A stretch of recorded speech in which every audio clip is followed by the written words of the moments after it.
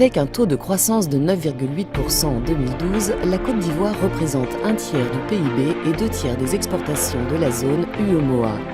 Classée parmi les pays à revenus intermédiaires, elle ambitionne de devenir un pays émergent à horizon 2020.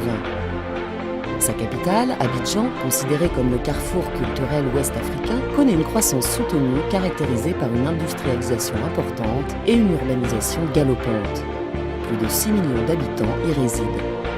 Chaque jour, 2 millions de personnes empruntent les autobus, minicars ou les taxis collectifs pour se rendre à leur lieu de travail.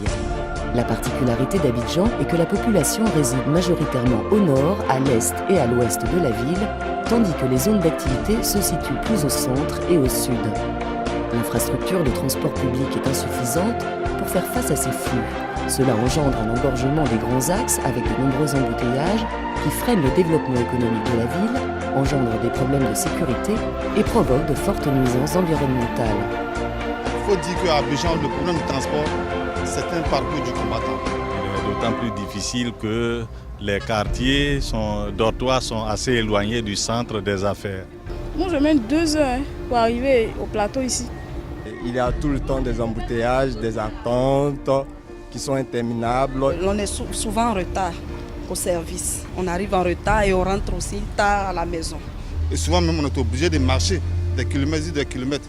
Il faut se lever très tôt, chercher les premiers bus. Si on a pris un tout petit retard, c'est fini. On est là, on attend. Il n'y a pas d'heure. On est là dans le flou. Et puis dans les bus, on nous surcharge, il y a assez de personnes.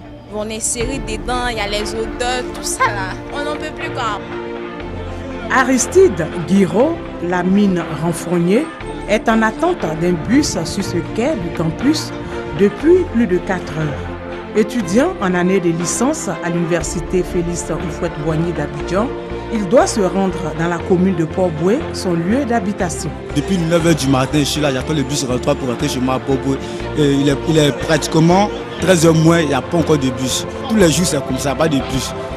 Il ne rentre pas bien, il ne rentre pas vite parce que le bus tarde. Et lorsque tu rentres tardivement, tu ne sais pas quel temps prend pour te laver, quel temps prend pour manger et quel temps prend pour réviser. Donc ça veut qu'on arrive, on se lève, on mange et on dort, on n'arrive pas à réviser. Vraiment, c'est très difficile pour nous. Difficile donc pour étudiants, élèves et travailleurs de se déplacer en bus. Tu as une composition à 9h, tu vas d'un quai à 7h du matin. Jusqu'à 10h, tu n'es pas capable d'avoir un bus. Tu rates ta composition pour des problèmes de bus. Tu es obligé d'attendre à la 2e session pour rattraper.